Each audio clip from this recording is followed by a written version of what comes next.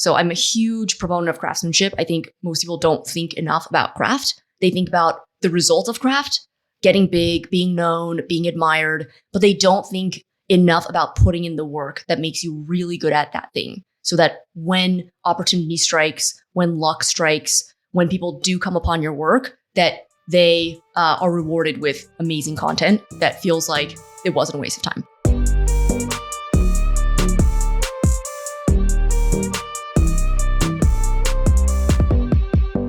In this episode, I talked to Wes Kao. She is the co-founder of a new startup called Maven, which is all about cohort-based courses.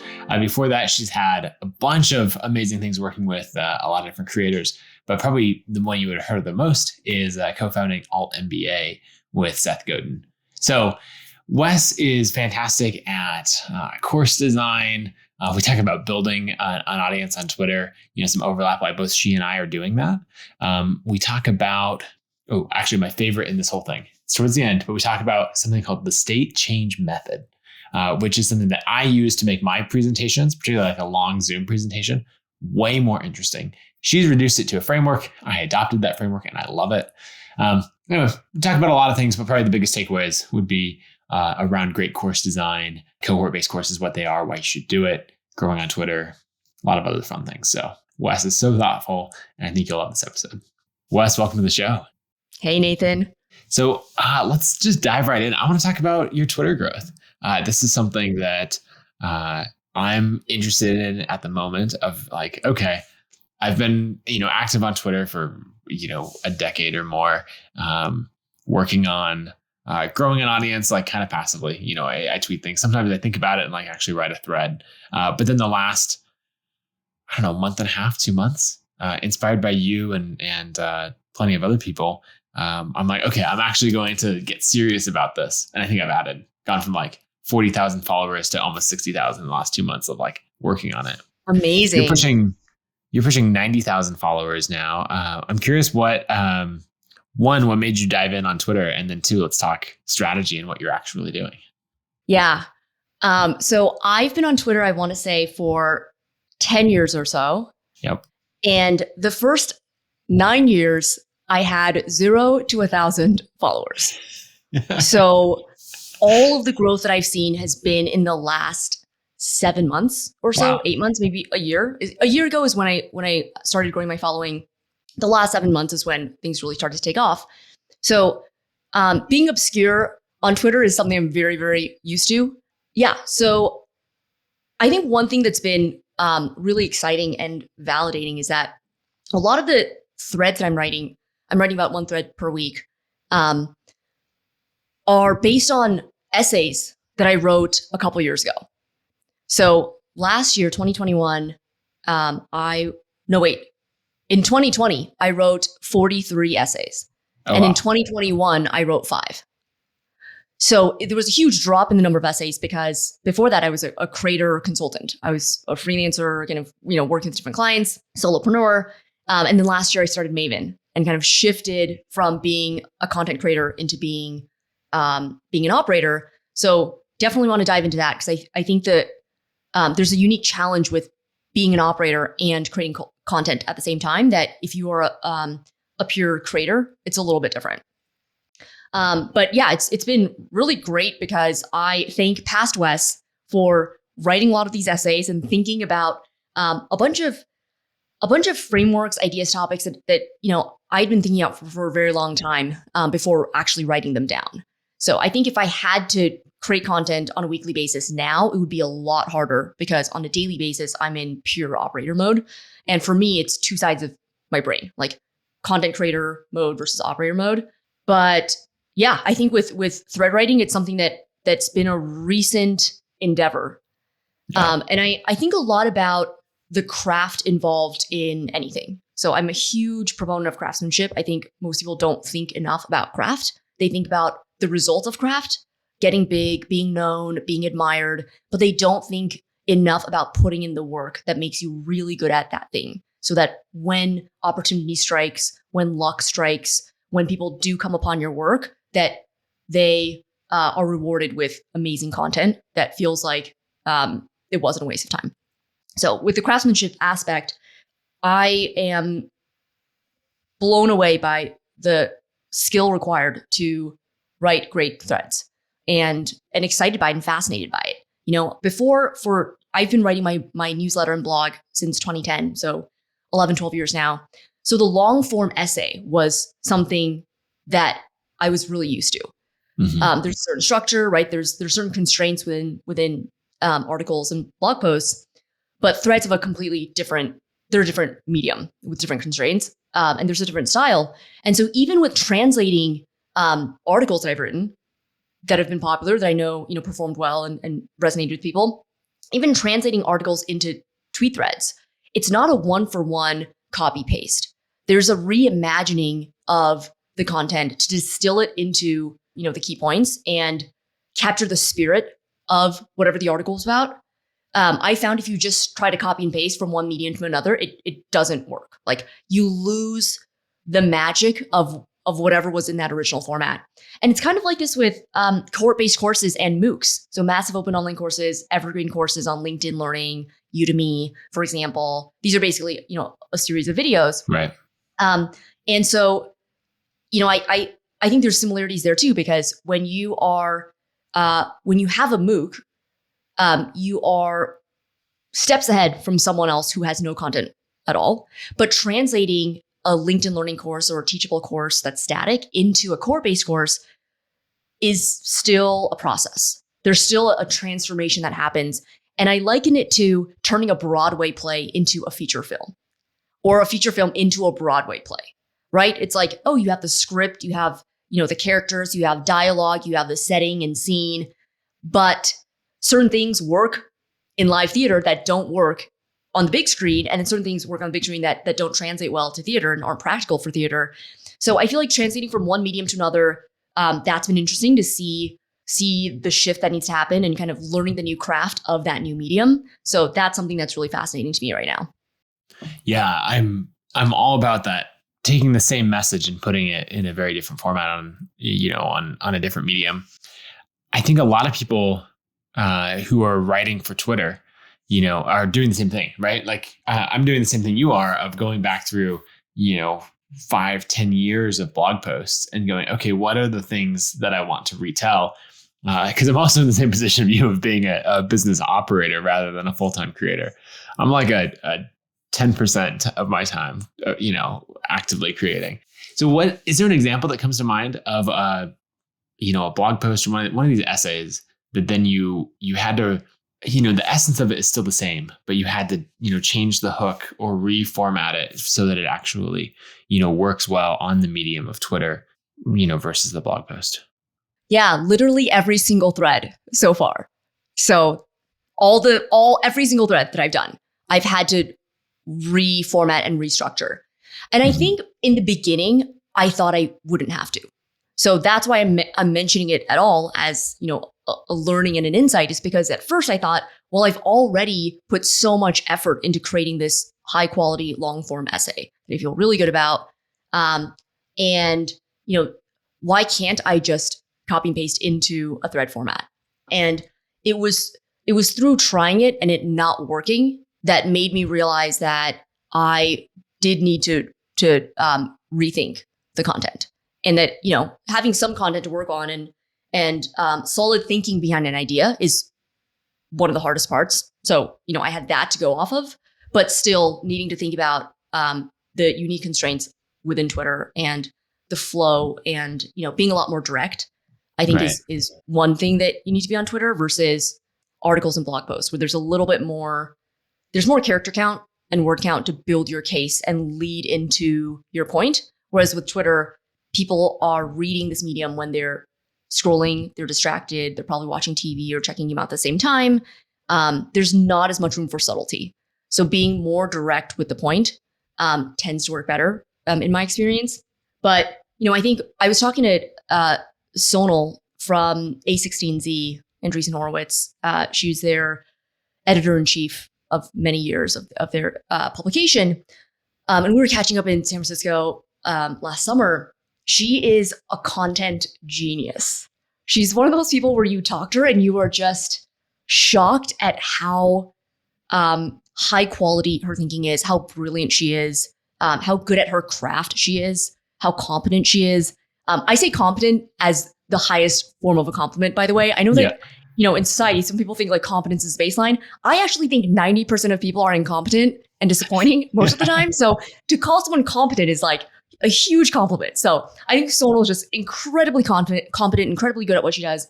And anyway, she was saying, and she's been doing content for 25 years. And she was saying that people always think they can reuse content and you never can. Like, just stop trying. Like, everyone wants to repurpose the shit out of their content and like copy and paste from one to another. And it just doesn't work, And I think the nuance of it is that it can work, but it requires thoughtfulness and reconfiguring, which is not what most people think of when they think of just like repurposing things. So that's something that I continue to see. But I think that learning the nuances of a medium and thinking about what you need to change is part of the exciting and yet excruciating part of the creative process. So like literally on the day before I am about to publish a thread, usually something still doesn't feel right. And I can't put my finger on why. So I'm sure you felt this before. It's a super uncomfortable, like really disconcerting feeling where you're like, I know this is not great. Like, it's passable. It's not embarrassing, but it's not great. So I could publish it, or I could make it better and make it something that I'm really, really proud of and really proud to point people to. I'm kind of obsessive, so I hate doing things that I'm not super proud of. I just feel like that's going to be the one thing that everyone ends up looking at and then judging me forever by. So usually I will want to think about, how do I make this better? And it's partially driven by my intellectual curiosity or obsession about trying to figure out the problem. I don't like knowing that there is something that I know is off, but I can't figure out why. So I'll usually try to figure out why. And a couple weeks ago, I had a thread that did pretty well. It got, I think, 13,000 likes, which is, a lot for me. Yep. And, the day before, it didn't really feel right. And the morning of, I changed the hook in a completely different direction. I had 4 to 5 hooks before that I had drafted that were of a certain angle. And then the day of, I changed it to a completely different angle, which reframed the entire thing and required me to kind of make a couple changes elsewhere in the thread. And that happens a lot. Like, I'll end up shifting tweets that were at the very bottom as recap tweets all the way to the top because it's more direct and it kind of hits the point. And sometimes, it takes a while for you to even, as a writer, understand what you're trying to say. And so sometimes the stuff at the bottom, I move straight to the top. Sometimes I'll realize that I've overwritten. So I'm cognizant of that too. I don't like beating a dead horse and feeling like I've repeated this point and this insight like a billion times. A billion is usually like 3 times in a thread. So I will remove like 1 or 2 of them to just tighten it and not feel like I'm beating my audience over the head. I always want to respect the intelligence of my reader. So I don't want to assume that they are dumb and need to be told something 50 times. Like, I want to keep it moving, keep up a good rhythm. So I will often combine or delete tweets that I feel like are belaboring a point. And then other times, I think the hardest part is thinking about the logic of the idea itself.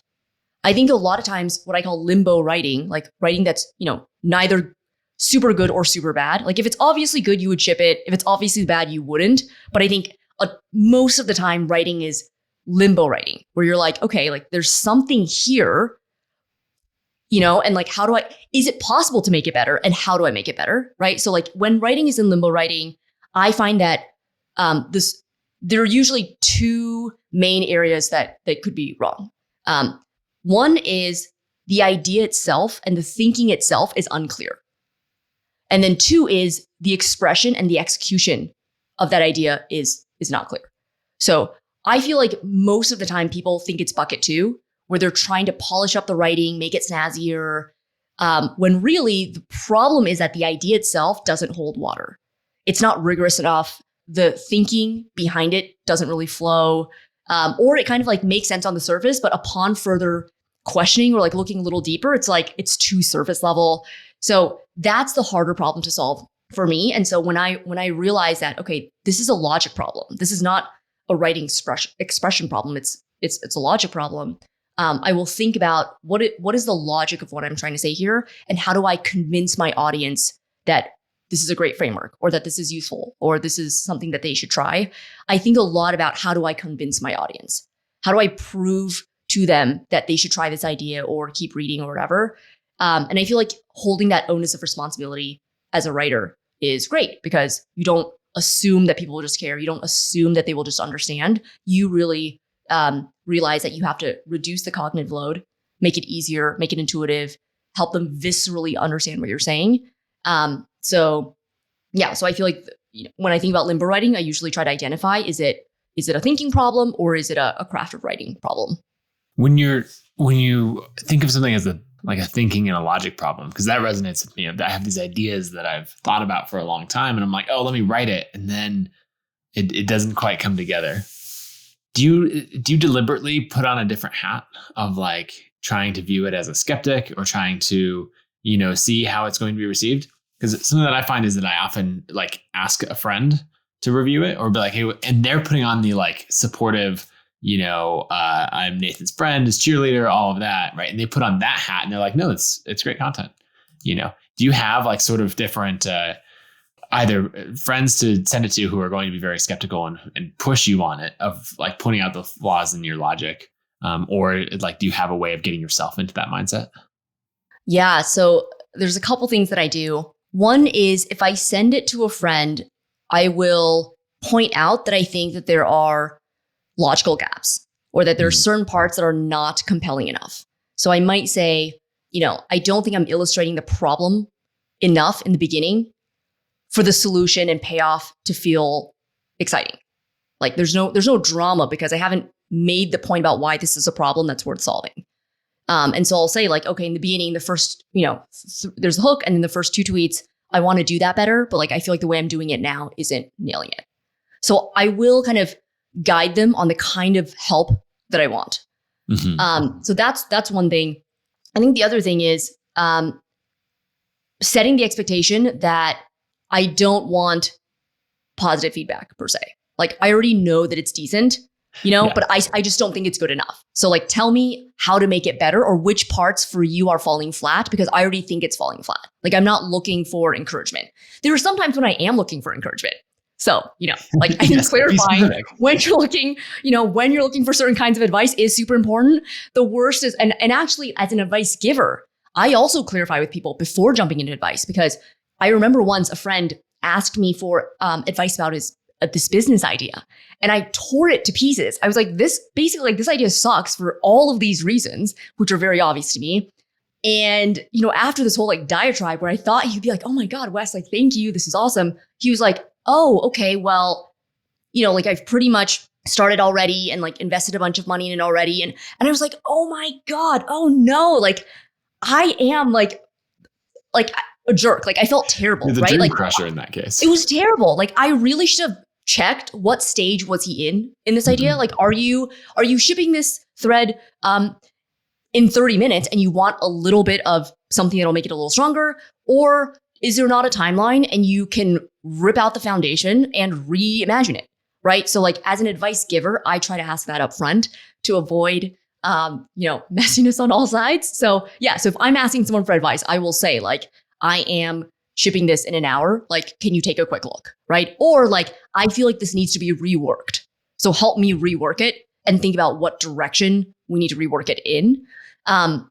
So I find that to be a good way to get what you need from other people. Yeah. I mean, being specific about that is so important.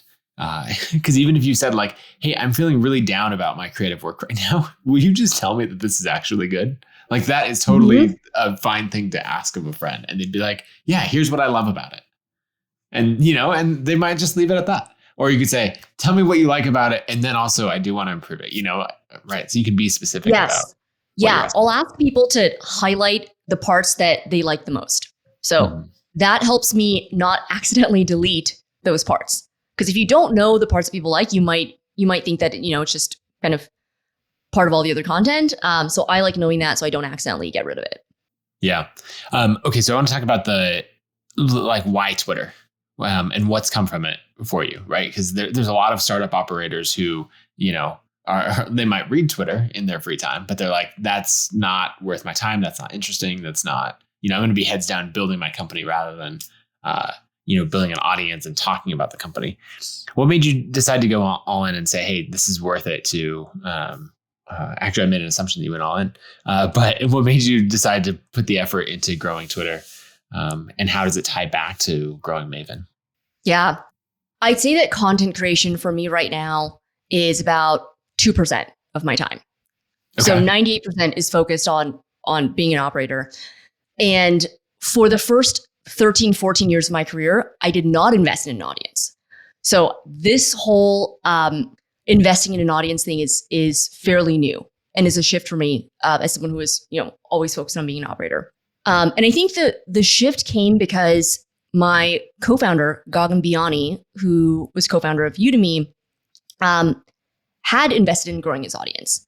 And it was the way that we found our technical co-founder, Shreyan Spensali, who was the first engineer, first employee at Venmo, and helped build up the engineering team and grow the business. And he saw one of Gagan's tweets and reached out and wanted to chat with us. And we ended up bringing him on, early on as a co-founder. And we've also gotten a ton of amazing candidates from people who saw us on Twitter. And so that for me was this light bulb moment where, before I had kind of seen Twitter as this separate ancillary vestigial appendage, like tail that humans don't need anymore, kind of like this like side thing. It's like serious operators operate. And then like there's a side thing that you could do called Twitter and like growing your audience and stuff. That felt like a distraction. But seeing the traction that Gagan was able to help generate for our business through Twitter, both on the hiring and team building side, and for attracting creators and instructors to come join the platform and to attract students to come take courses on Maven's platform, really helped me see the power of a distribution channel and the power of a platform where you could share more stories about what you're learning, about your company's mission, about the kind of people that you want to work with, about ideas that you have, and for me, I had been writing on my blog and newsletter for a decade before that. So I kind of, I'd always loved sharing what I was learning and sharing my best frameworks, sharing the different lessons that I had that I thought would help other people that, I'd kind of proven in my own life. And sharing on Twitter felt like an extension of that. It felt like, okay, I've already been doing this. And how can I share a lot of these same ideas in this new channel where there's a lot more interaction and a lot more buzz? I hadn't spent a lot of time growing my newsletter either for that. So it was kind of like, I'd send out a bunch of emails, but wouldn't really hear anything back. Like I had my usual people who would reply to everything and stuff, but it always felt a little bit quieter. Whereas on Twitter, I think the exciting thing is that you get real-time feedback on, what people are thinking, the questions that they have, things that you could have explained better because, people misinterpreted it. And you get a real sense of what the market is reacting to. And I think that, in some ways people can say that, at the worst, it can be pandering to an audience and just like, doing things for clicks, right? So I think that's the worst side of seeing what the market reacts to. But I think the best side of that and a really real upside of understanding how the market reacts is that it makes you as a writer, as a thinker, as an operator, as a founder, sharper. Mm-hmm. Like, if you are starting business, if you are a content creator, if you write a newsletter, if you're an influencer, whatever, anyone who has a business or has an audience is serving that audience, serving those customers. So if it's radio silence every time you put stuff out, that is data that you should think about, and I, as a founder, as an operator, and as a creator, want to know what are people reacting to. And it keeps me honest, knowing that I will get market data on what I put out. And I think it continually levels up the bar of the work that I put out, because I know that I will get data on, are people, is this resonating with people? Are they finding it boring? Do they find this too generic? Is it too, is it drowning in a sea of sameness with everyone else's point of view? Or is it spiky? Is it offering value? Right. And so I think there's a lot to be gained in putting yourself closer to reality and to how the market reacts. So Right. I think a lot about not being delusional. I don't want to be delusional and think something is a great idea if the minute someone else sees it, they would not agree, right? I'd rather know that maybe this isn't a great idea and then I can edit, iterate, change it. And so by being able to test ideas out on Twitter, it's this amazing way to interact with a bunch of people who share the same interests, who are in the same community, and can give you that feedback. Yeah. What you're talking about on the benefits of growing the audience really resonates because, as you are a startup founder and you're trying to figure out what do I spend my time on, right? Because you can spend your time on an infinite number of things.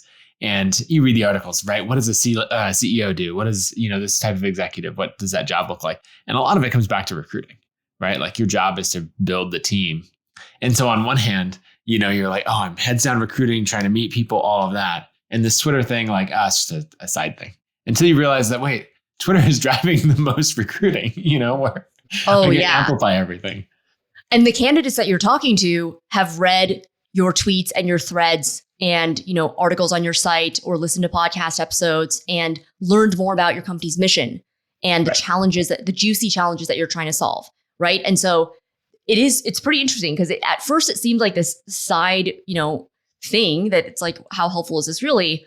But since growing my audience, I've had so many inbound emails, inbound DMs from candidates who were interested and who, heard me talk about cohort-based courses on a podcast or read a certain article on rigorous thinking or spiky point of view and loved the depth of it and wanted to join a team where people are thoughtful about their ideas and have high standards for work, right? It's like, I think the other piece of all this is when you have a platform, you have so many more opportunities to share your thought process, your thinking, your vision, your approach to problem solving, your excitement about your industry and your field.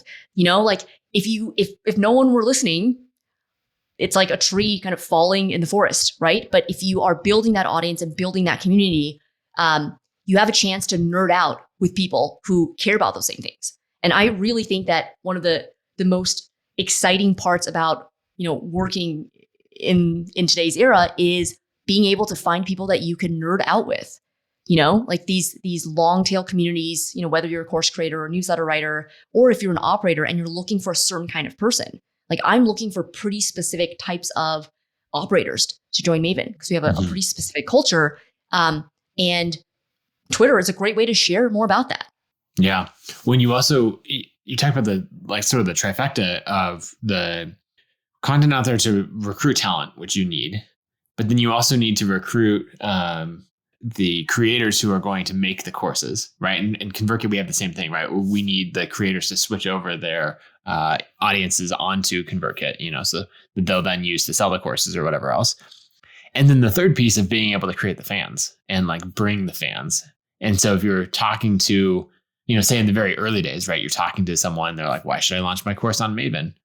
Or they're like, if they're in that, you have all the feature-based stuff, you have all the course design and everything else, but then you can just say hey, and we'll help promote it too, right? You can bring in some of that to get, all three pieces, the people building the platform, the people, creating and selling the content on it, and then the consumers as well. I don't think that every business can quite get to that trifecta, but you and I both with our businesses can get to that. And so it's like, I mean, that's the answer to the question of why build an audience on Twitter is because I think we both came to that same conclusion was okay, this is a high leverage use of time.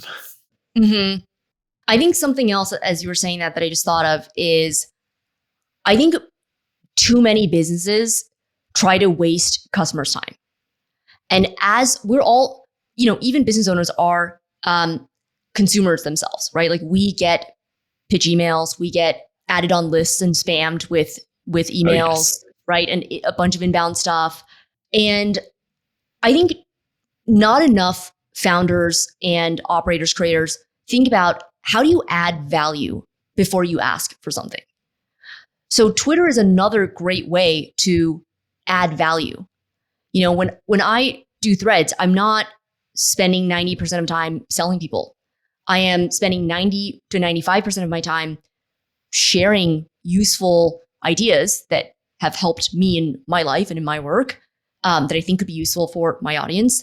And then at the bottom, the last tweet, I might drive to the Maven Course Accelerator, which is a 3-week free course that I teach on Maven, teaching you how to build your own course. Or I might link to my website or Maven's site or whatever, or Maven's roles for hiring. I'm linking there a lot now.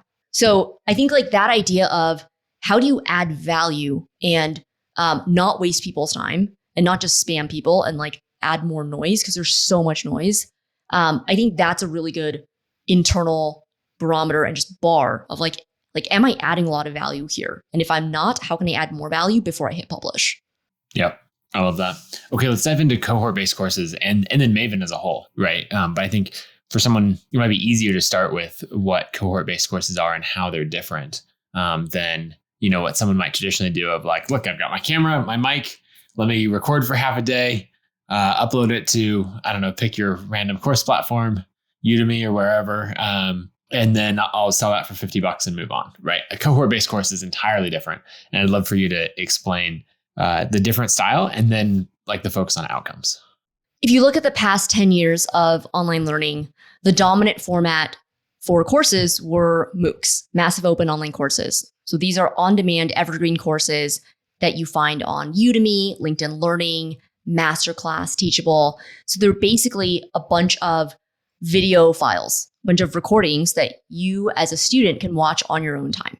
So there's not a lot of community. There's not a lot of interaction. It's a solo activity. It's completely asynchronous. So on the flip side, cohort-based courses are completely different. They have a set start and end date. So the course might be 3 days, 1 week, 3 weeks, 6 weeks, but there's a set period of time when you're going through that course. And there are a set number of students that you are learning with, usually people who are like-minded and really want to be there. And it's much more community driven. So instead of it being this passive content consumption mode, you are actively learning and actively producing content yourself. So, let's say you are taking a LinkedIn Learning course on design. You might watch a bunch of videos about composition, typography, balance, and you're just kind of watching these videos yourself.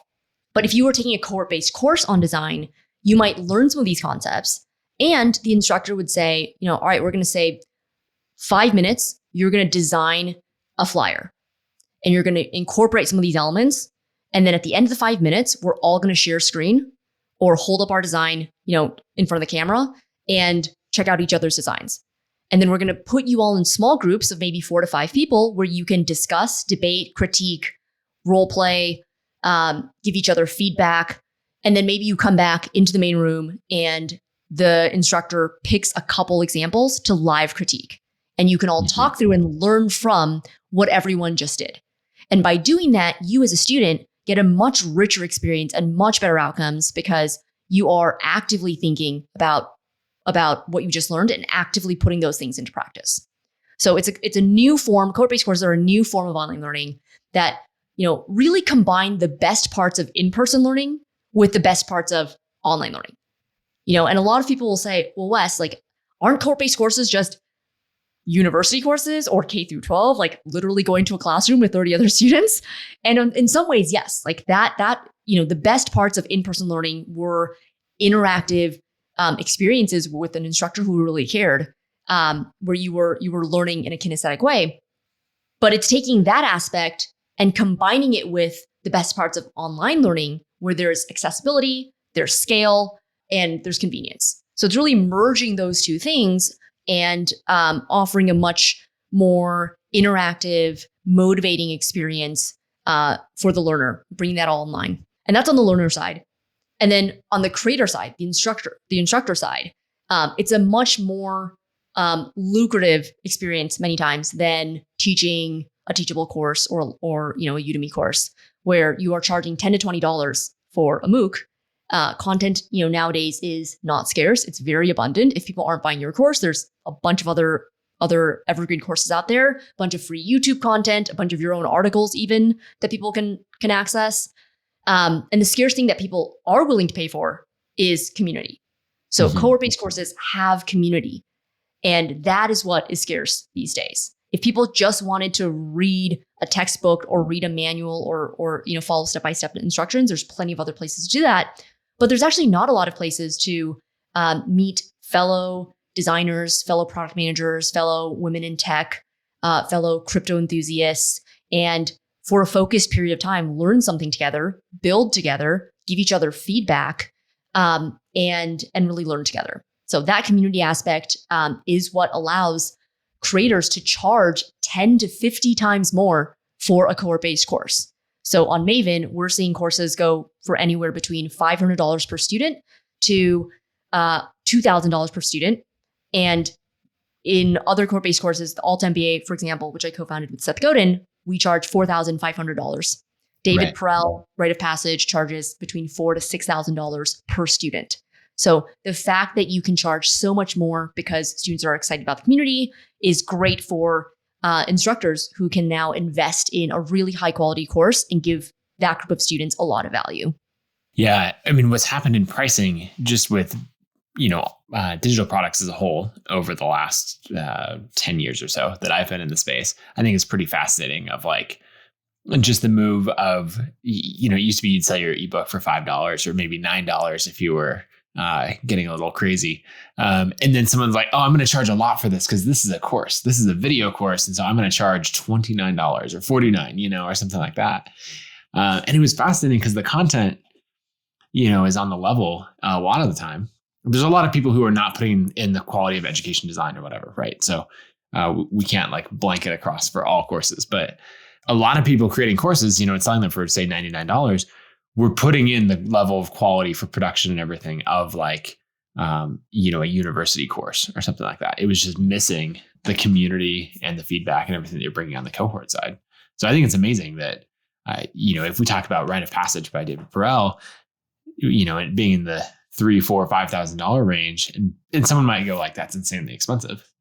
And then at the same time, if we're comparing it to like, what's the cost per credit these days, for college, like it is wildly expensive. And I guarantee that pretty much whatever school you go to, if you're taking a writing class there, it's not going to be as good as like Rite of Passage. You're getting, the best because you get to pick who you want across, a whole. It's like if you could pull the best teachers from a bunch of different universities instead of the one university that you ended up going to. Absolutely. And I think that the other thing is that a lot of the creators that you can learn from, the experts you can learn from for cohort-based courses are not teaching in universities. So even if you wanted to learn from someone like them, in traditional higher ed, you couldn't find that.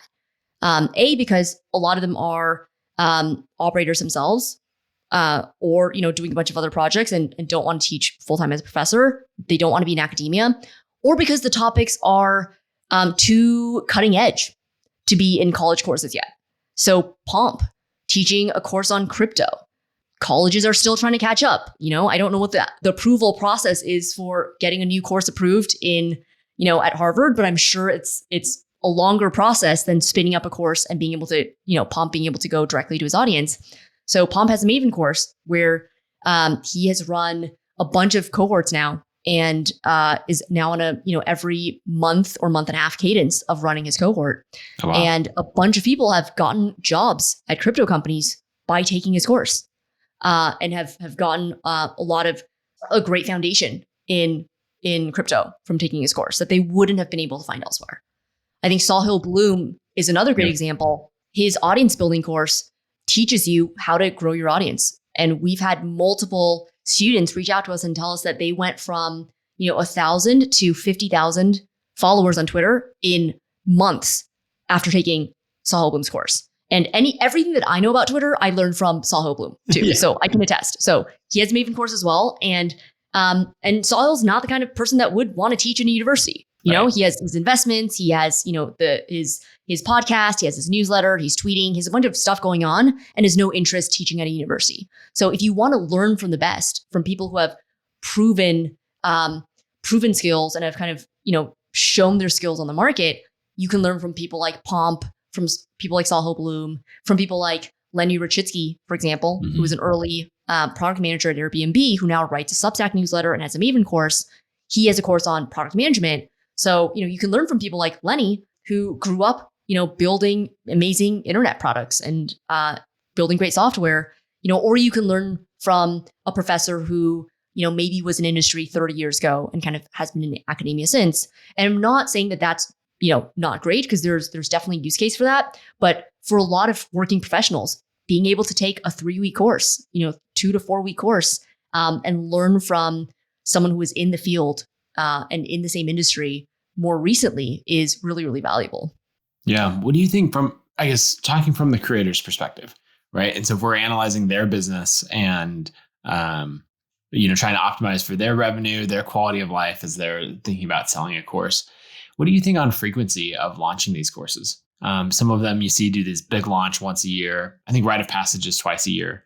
And then, on the other end, someone might be running one continuously. Every single month, there's a new cohort, or every 6 weeks. What do you recommend to creators? And then what sort of questions would you ask them about their business and their goals to try to get to the right answer?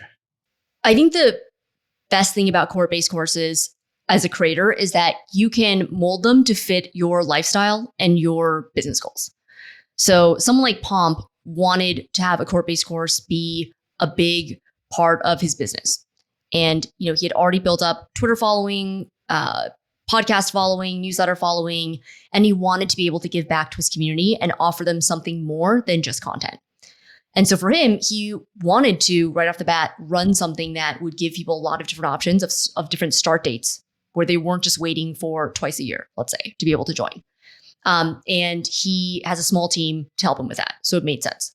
And then you have other creators who are more solopreneurs, and, they want to handle everything themselves, or they want to keep things kind of a bit simpler. And so they might want to only do 2 or 3 cohorts per year and have more students in each and kind of streamline the operations there.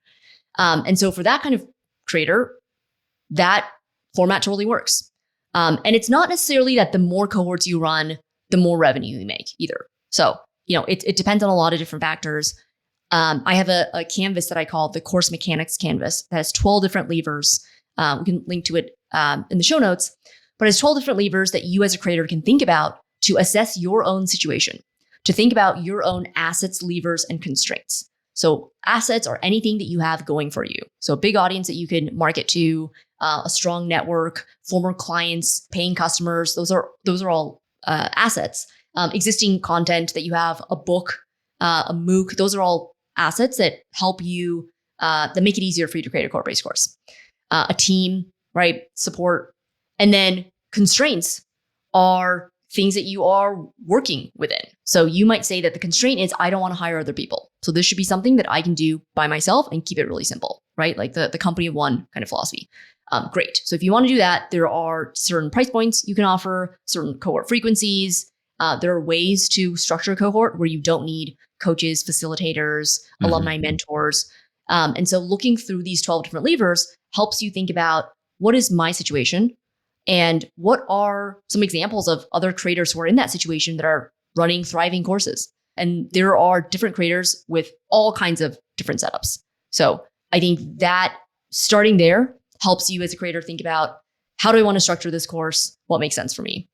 Yeah, because there's so many different things. Like, I know some creators who love being like active on camera live, engaging with people. And there's others who say, I want to do that a little bit.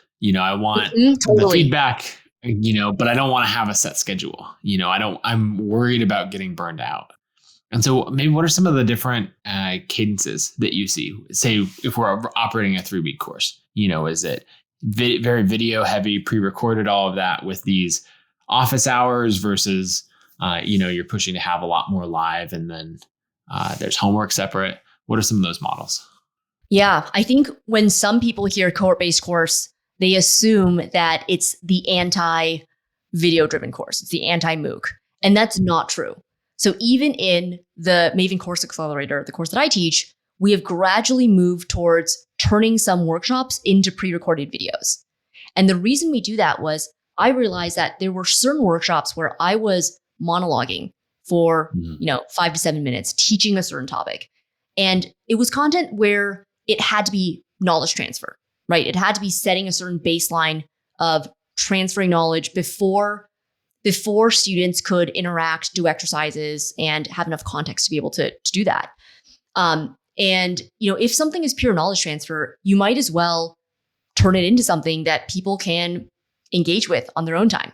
So you're not wasting precious real-time minutes together doing something that is passive. So that was one reason why we started to think, okay, how can we turn some of this into pre-recorded lectures? The other reason for doing that is because I was teaching Maven Course Accelerator, coming on the fourth, fifth time. And for an instructor, the first couple of times you're like, wow, like this is really exciting to talk about. And then as you go, you're kind of like, okay, like as we're increasing the cadence of teaching, part of me was like, oh, wow, like I feel like I just said this like a couple weeks ago. And here I am like needing to bring the same level of energy. Like you're explaining it for the first time, because your students deserve that, right? Like I wanted to bring that same first time level of energy when it was my 10th time explaining something, and realize that, wow, like I'm not my best self if I'm not able to bring that energy. And so how can we turn some of this into pre-recorded videos so that I can save that energy for interactions that are real time and make sense to do actively together when we're all in the same room on Zoom. And so we started turning some material into pre-recorded lectures, and that gave me a lot more leverage and a lot more bandwidth to focus on activities, projects, discussion, Q&A, fireside chats. And so that's something that I think is definitely an option for a lot of course creators. We definitely have some course creators who say, I don't feel that comfortable in front of the camera. Like I can do it, but I need to work myself up to it. You have to like convince yourself, like get yourself amped up. It's not something that they would naturally do or get that much energy from. And so for a lot of creators in that bucket, don't just write yourself off and say, oh, I guess I can't do a live course. Live does not mean every single thing has to be asynchronous. You can have pre-recorded materials where your students watch those things on their own time. And then when you're in person, there are group discussions, and there's debate, and there's role playing, and there's critique, and there's Q&A. And you can bring in other moderators and coaches who can help facilitate a lot of that. And then you might join for Q&As, let's say, or you might introduce a certain topic and get people going, but go off camera after that once you put people into groups. So there's a lot of flexibility with how you might want to structure something so that it works with your personality, with your strengths. And I've seen creators who, speaking of leaning into your strengths, I've seen creators who are great, have great technical skills. So they like video editing, or they like production, animation, they're good with design, and they make their stuff really high production value. And that's amazing. And I've seen people with no technical skills who hate messing around with, how do I adjust this column width? And how do I, figure out how to get the text to change color? And they have thriving courses, and their stuff is lower production value. And that's great, because there are other things that their course offers that their student is not looking for production value for their course. So it's a lot about how you position your course, thinking about what your strengths are, what are things that you don't like to do versus things that you do like to do. And I guarantee no matter what your setup is, there are cohort-based course creators out there who are similar and have courses that are thriving. Yeah, there's so much in that, just in the teaching style and everything else. And I think what I love most about the cohort-based course is that you can adapt it to your like personal model, and you get to say, okay, I'm going to be on for this, period of time, and this is what gives me energy, right? Like a live Q&A gives me energy every time. I love it, or whereas teaching the same material maybe doesn't.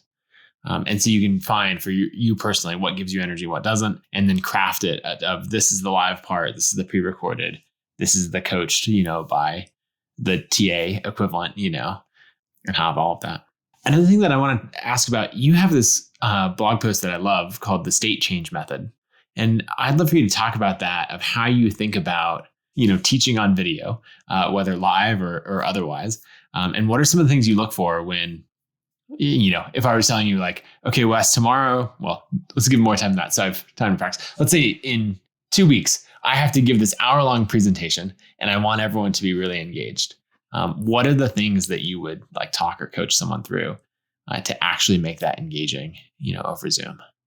I think most of us have experienced sitting through a long Zoom meeting or in an online lecture where it was really hard to stay focused and to have your camera on, sitting super still, staring, forward, looking at the screen, and listening to someone monologue for an hour and a half. And so the stage change method is a framework that I created that is the antidote to a monologue. So in a monologue, one person speaks forever, right? Just like it's just that person talking. On the other hand, with a stage change method, you are punctuating every 3 to 4 to 5 minutes. You are adding a state change of some sort that jolts your audience awake. So that might be asking a question to the audience and having them put in their answer in the Zoom chat box or unmute and answer. It might be switching speakers. It might be going from gallery view into sharing slides, or going from sharing slides back into gallery view so we can see each other's faces. It might be going into a breakout room or doing a guided exercise where everyone stays in Zoom. We still see the grid, but we all silently work in place. And then when we come back, might be a little bit more lecture and then sharing out. So the state change those are all examples of state changes. They're basically ways to snap your audience back into attention by offering a change in the rhythm, a change in the pacing. And it's a really great way when you are teaching something online or even hosting a meeting to help keep your audience engaged. Yeah. Well, I'm just thinking about that we've definitely all spent time and probably even delivered, some of those monologue presentations that are like 30 minutes or 40 minutes. And then you get to the end, you're like, any questions? And you realize that everyone stopped paying attention like 20 minutes ago, and they're just there because they feel socially obligated to. And so thinking about it, since reading your post, what I did, I'm trying to think when this was, maybe 6 months ago, just thinking about a presentation I had my outline in my keynote. And, when I'm planning a presentation, I'm thinking, usually a minute per slide. That's just a general quick rule of thumb of if I'm wondering how long it is. A 25 slide thing is probably about 25 minutes for me. And so I just counted every 4 to 5 slides, like, okay, what's my state change going to be? And I wrote it into my notes and planned it out. And it made it so much easier because I went from being scared of, okay, how am I going to hold people's attention? How do I have the perfect story at the perfect time or whatever else to, honestly, this is going to be a little bit of a hack. Like it's a cheat code. I'm just going to, I have a list of possible state changes and I'm just going to put one in at each one of these places. And it was really easy to go through and be like, oh, this is the perfect time to have this person share a story. Good. We have a different voice. That's a state change. And then, this is the perfect time for a quick breakout. This is the perfect time for asking a question. So anyway, all that to say, I'm a big fan. I love that example. That's amazing. I think the big part about the state change method with the every 3 to 5 minutes is that it just makes it really easy. You don't have to think about the perfect moment to add this or that. It's almost like, okay, well, it's been X number of minutes or X number of slides in your case, time to add a state change. And you'd be surprised by just purely thinking I should add a state change. There's usually an easy one that you could add, right? Like if you were to think about it from scratch, you might think, which ones do I add or how do I do it? But every 3 to 4 slides, you're like, oh, I need to add one. There's usually a natural place for it, and a lot of times it's even changing something that was a statement into a question. So if you were going to drop, an amazing factoid, right? Or a statistic, you might ask people to guess instead, like guess how many hours of learning content people watch per day, right? So I might have said 50 million, I forget the actual number, but like 50 million hours or something. But instead of just saying that, I might say like, okay, everyone guess, right? Or I might do a poll. I might say, would you rather do this or this, right? And then raise your hand if you'd rather do this, raise your hand if you'd rather do that. Okay, well, this proves my point that, next slide, blank, And so it's this great way to challenge yourself to think about, how can I make this more interactive? Yeah, I love it. Okay, last thing I want to talk about is just sort of the switch that you've made from being a creator and focused on, both your own ventures and then helping other people build them out into like being an operator. And what were some of the challenging things in that? How's that shift been over the last couple of years of, going all in into Maven? And then maybe this is too much of a leading question, but were there any habits that you had to like learn new or let go of old habits as you made that shift? Yeah, I would say that I consider myself an operator first. And have been for most of my career. So actually being a creator was the shift. Part. It was the hard part. So yes. And I think now that I was an operator, then became a creator, and then, kind of back to being an operator, I think that the creativity and storytelling and sharing of being a content creator is something that I find hard to switch back and forth from when I'm in operator mode, when I'm solving problems that we're facing as business, or like, troubleshooting this, or giving feedback to my team, or figuring out, how we want to change an offer and structure an offer that we're giving creators. It's just a different headspace. And yeah, it's something that I have been grappling with. And I think my weekly threads have helped a lot in terms of creating a structured, contained, isolated kind of pocket for creative work where a thread is pretty doable. It's based on, some ideas that I've had before. And so it's creative work that's not, that doesn't, where the gas doesn't expand to fill like, the entire week or day or, month, etc. And I think when I was a creator, it was harder to kind of contain it.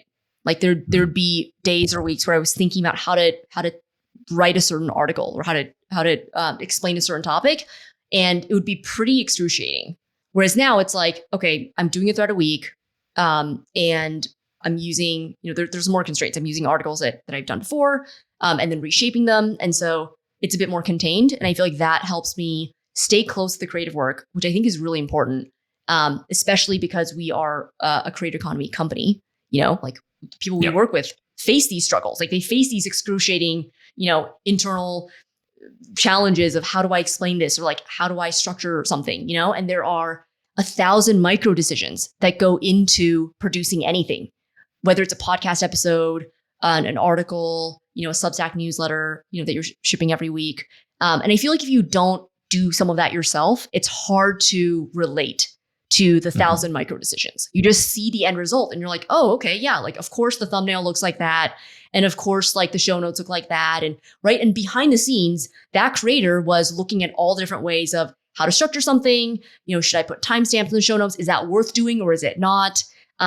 Even like preparing interview questions, figuring out when to move on from a certain topic versus not. Like these are all creative decisions that creators make on a daily basis. And I like staying close to a little bit of that pain, a little bit of that struggle, because I feel like it helps me better understand our audience and the customers that we're serving.